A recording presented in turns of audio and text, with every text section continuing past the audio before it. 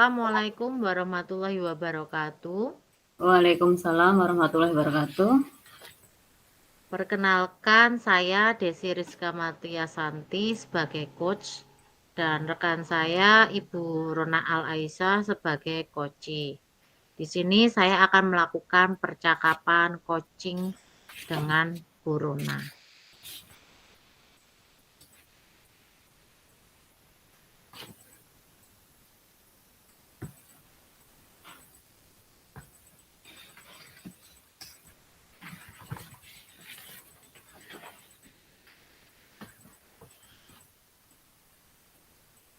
Bu Rizka, bolehkah saya meminta waktunya?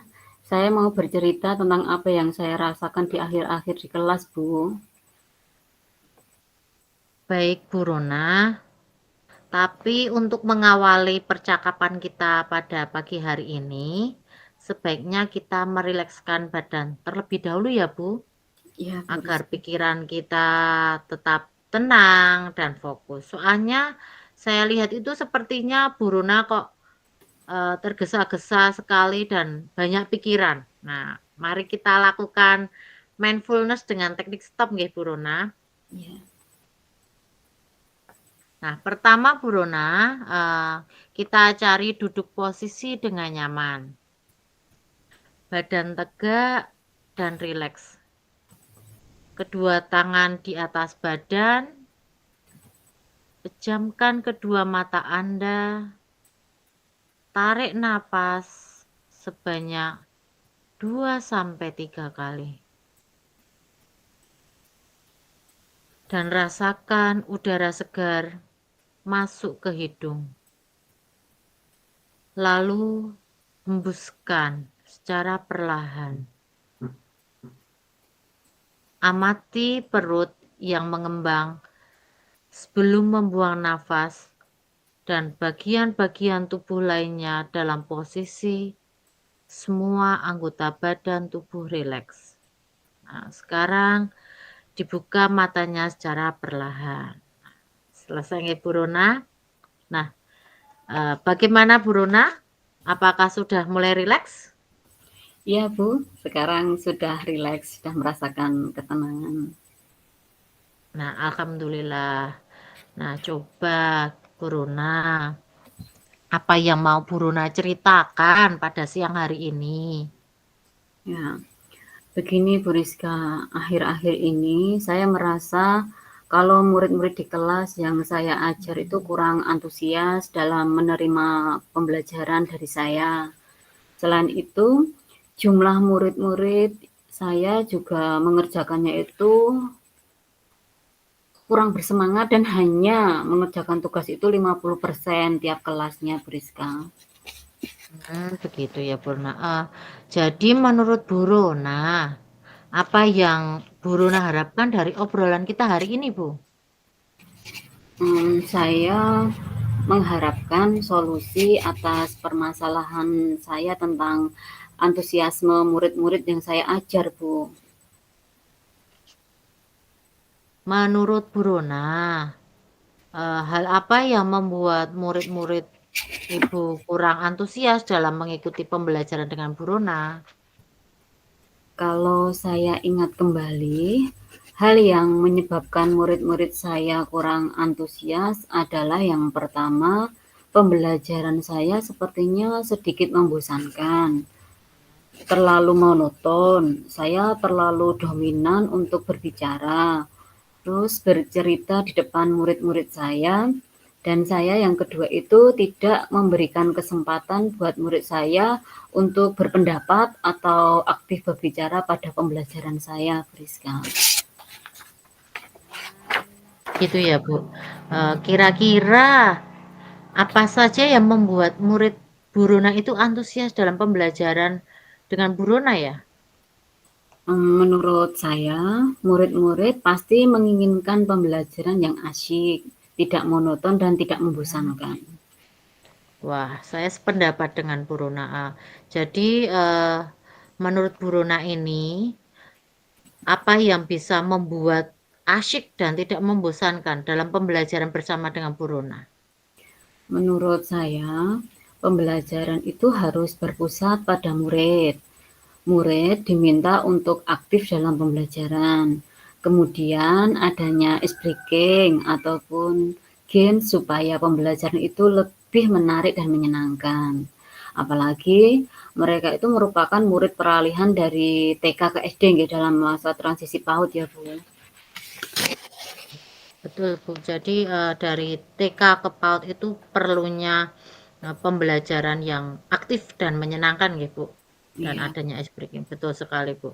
Lalu Bu, mengenai tugas yang diberikan kepada murid-murid, kira-kira apa yang penyebabnya sehingga kurang antusias dalam mengumpulkan tugas itu? Murid-murid buronan menjadi kurang bersemangat, kurang antusias. Itu apa ya Bu penyebabnya?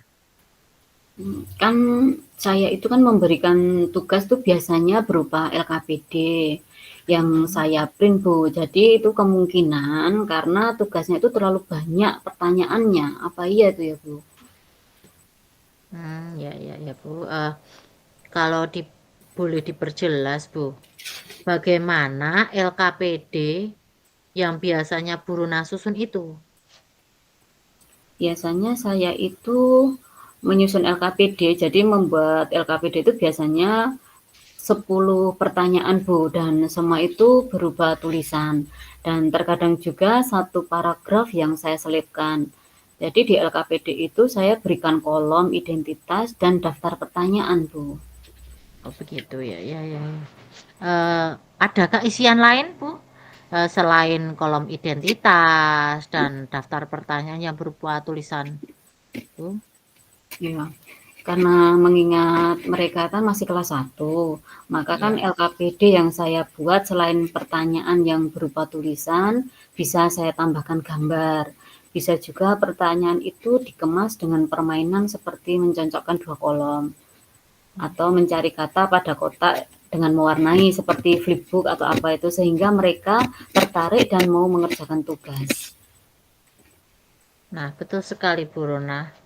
Saya yakin sekali bila Bu Rona bisa mengemas LKPD secara menarik, pasti akan membuat murid-murid Bu Rona itu antusias dalam pembelajaran. Seperti itu, Bu.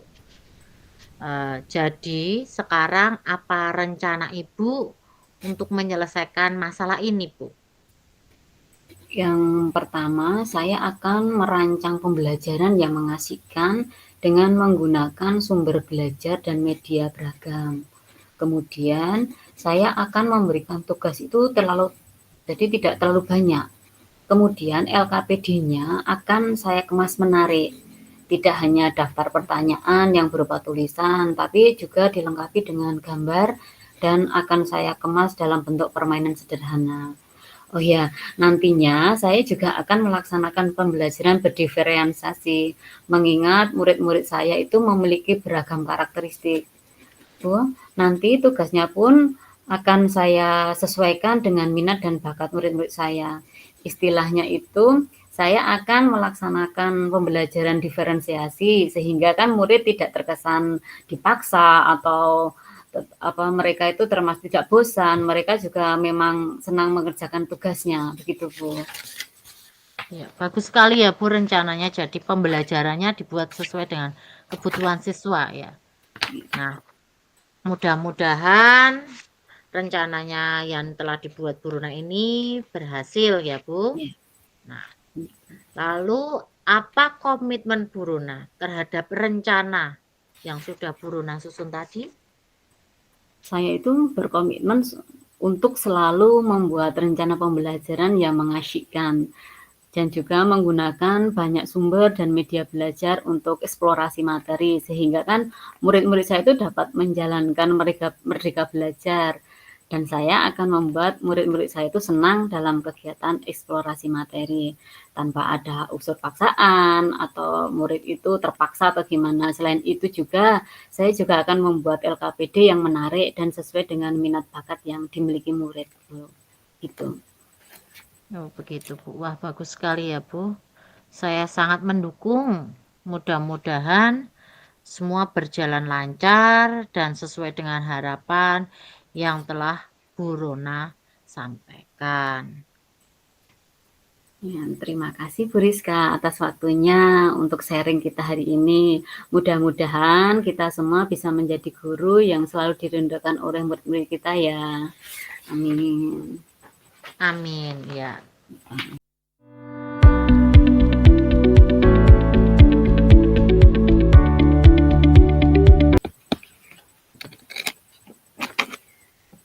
Baik, untuk melanjutkan yang kedua, saya mau memperkenalkan diri saya. Saya Rona selaku coach dan saya ditemani rekan saya yaitu Ibu Rizka sebagai coaching.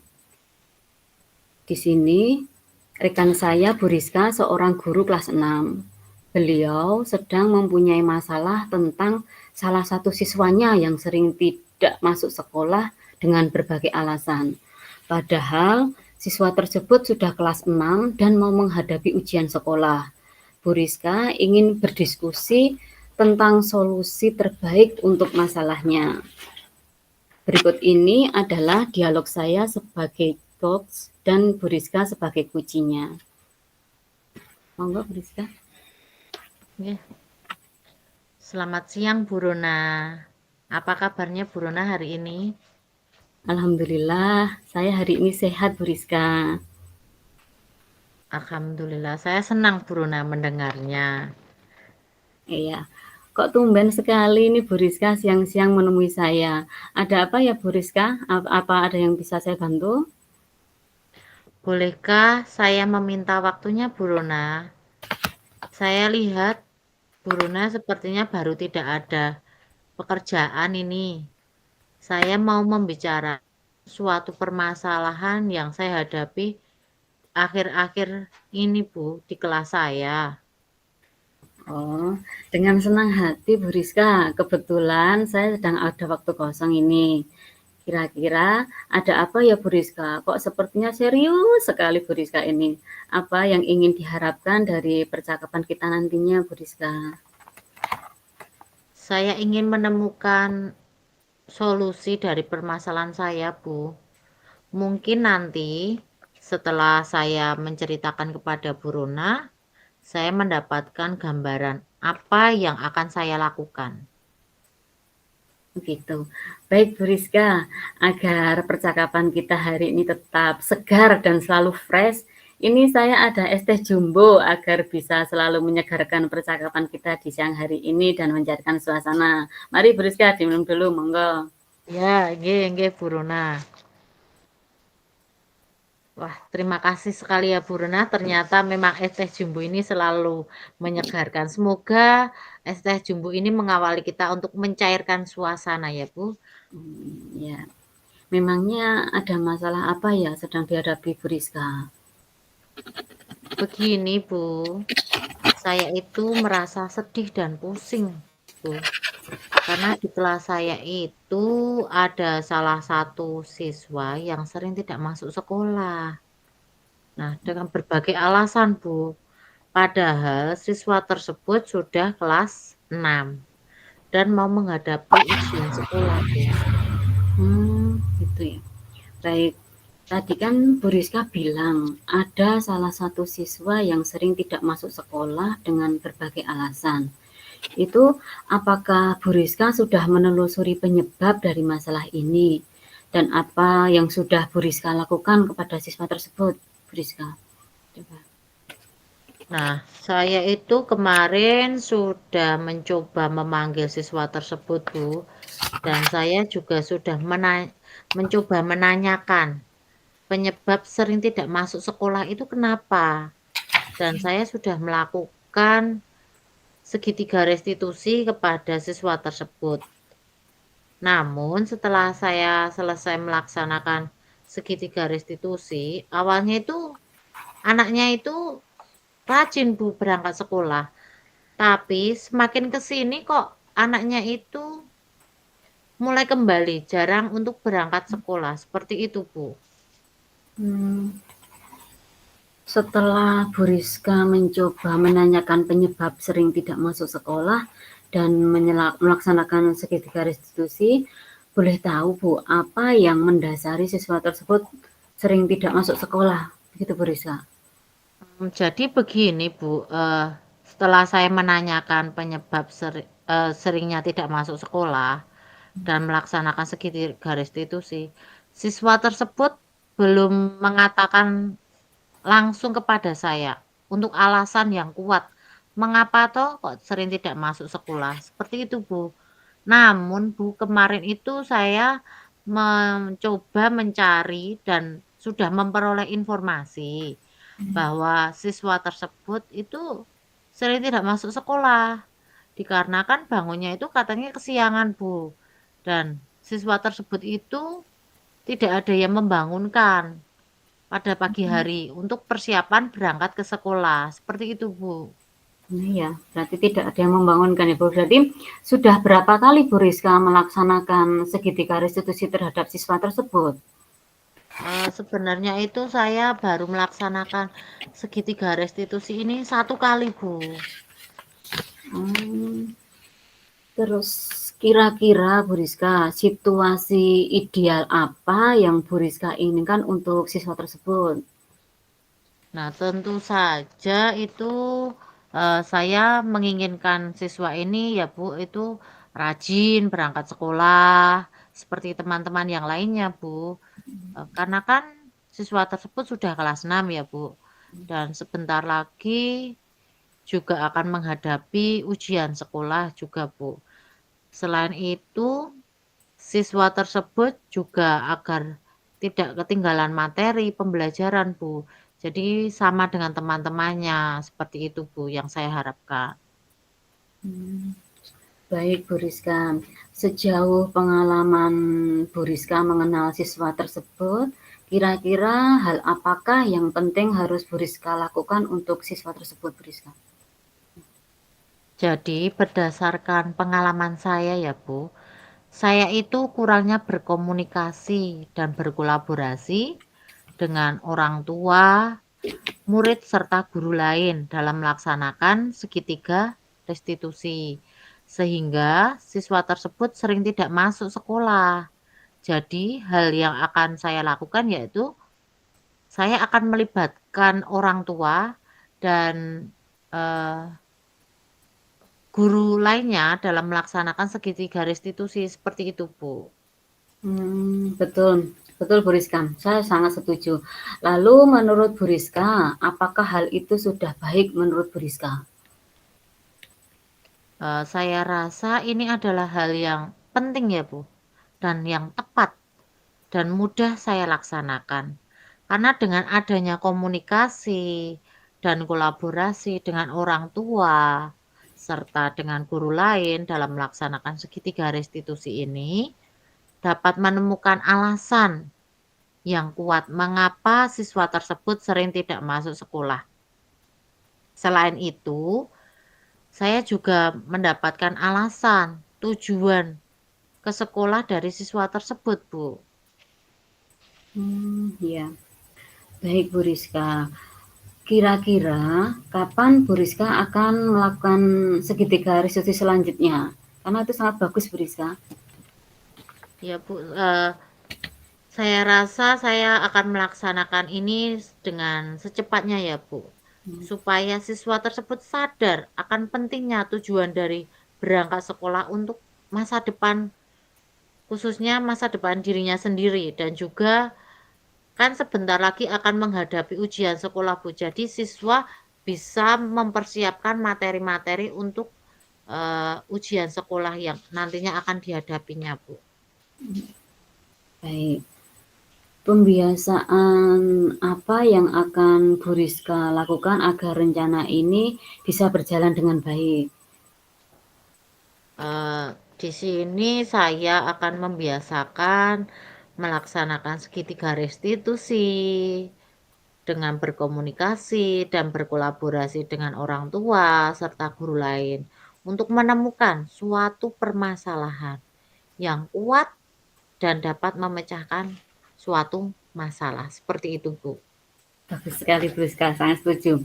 Baiklah Bu Rizka, semoga rencana itu berjalan dengan lancar ya Bu. Nah, bagaimana perasaan Bu Rizka setelah kita berbincang sejenak tadi? Masya Allah Bu, rasanya itu lega dan senang sekali Bu Runa, karena saya merasa sudah menemukan, solusi dari permasalahan, dari perbincangan kita hari ini, Bu. Syukurlah Bu Rizka kalau begitu. Apakah ada hal yang lain yang ingin Bu Rizka sampaikan? Saya rasa cukup Bu, terima kasih banyak untuk waktunya ya Bu Runa. Ya, sama-sama Bu Rizka. Semoga restitusi yang akan dilaksanakan sekarang berhasil ya Bu. Amin, iya Bu, mudah-mudahan. Terima kasih waktunya ya Bu Runa. Selamat siang Bu Runa. Ya, selamat siang Bu Rizka.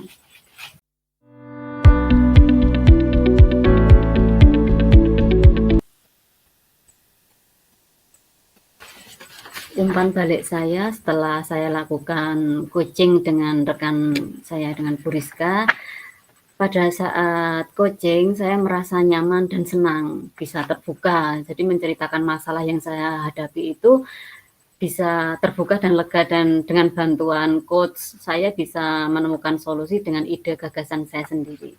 Begitu Bu Rizka. Ya, baik Bu, saya akan merefleksikan diri setelah saya melakukan percakapan coaching dengan Bu Runa. Jadi tadi saya sudah melaksanakan coaching dan saya berperan sebagai coach. Nah, hal yang sudah berjalan dengan baik selama percakapan yaitu saya sudah dapat hadir sepenuhnya, mendengar dan memandu koci. Selanjutnya yakni saya dapat fokus pada koci sehingga koci leluasa dan bersikap terbuka. Saya juga telah memandu percakapan coaching dengan menggunakan alur Tirta, yaitu T-nya itu tujuan, I-nya identifikasi, R-nya rencana aksi, dan T-nya tanggung jawab. Selanjutnya, hal-hal yang masih perlu saya perbaiki atau tingkatkan yaitu saya perlu banyaknya latihan untuk meningkatkan kompetensi dalam mendengarkan. Nah, jadi saya itu mendengarnya harus dengan seksama dan teliti. Apa yang disampaikan oleh koci, khususnya pada tahap mengapresiasi dan merangkum.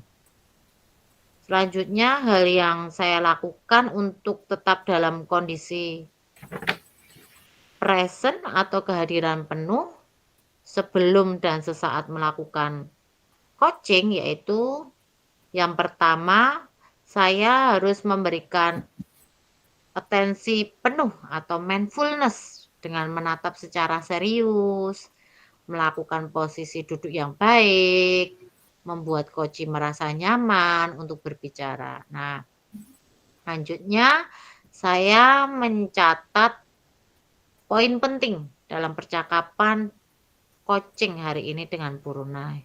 Yang ketiga, saya tetap fokus mendengarkan, mencermati, dan merespon cerita yang disampaikan oleh koci. Hal yang akan saya lakukan untuk memperbaiki atau meningkatkan kemampuan mendengar saya yaitu khususnya pada tahap apresiasi dan merangkum, yang saya perlukan yaitu memperbanyak praktek percakapan coaching dengan alur Tirta, yaitu T-nya tadi T-nya itu tujuan, I-nya identifikasi, R-nya rencana aksi, dan T-nya tanggung jawab. Serta saya perlunya mencatat kata kunci dari percakapan yang disampaikan oleh coach dan memberikan pertanyaan-pertanyaan terbuka terhadap coach. Seperti itu. Sekian refleksi dari saya. Terima kasih.